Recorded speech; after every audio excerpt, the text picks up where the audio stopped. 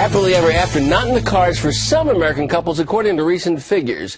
There's been about a 23% decline in marriage over the past 10 years, and a new study finds the breakdown of matrimony is leading to more government dependence. So, what can be done to stop this cycle? Here to debate this issue, Lisa Booth. She's a Republican strategist. Also, Lynn Paramore, who's the senior editor at Alternet. Nice to see you. Nice to see you both. Lynn, what's the problem here in America?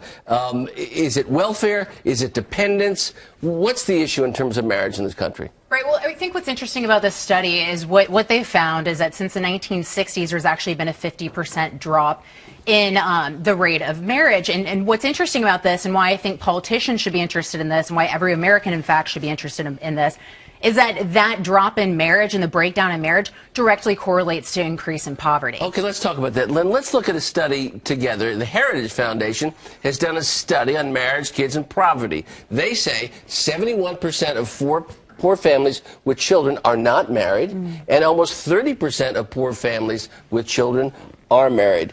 What does that statistic say? What are we doing right? What are we doing wrong? What can we do?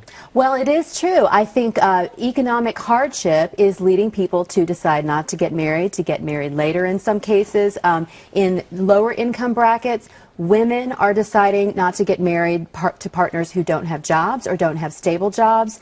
There are a lot of factors that are contributing to this problem: lack of affordable education, lack of child care, lack of a strong social safety net, and we're really seeing marriage declining most in that bottom third of income. At the top, really, we haven't seen the decline. People are able to afford the things that make marriages stable. Well, Lisa, is it the lack of the social safety net? Is it the lack of enough government assistance?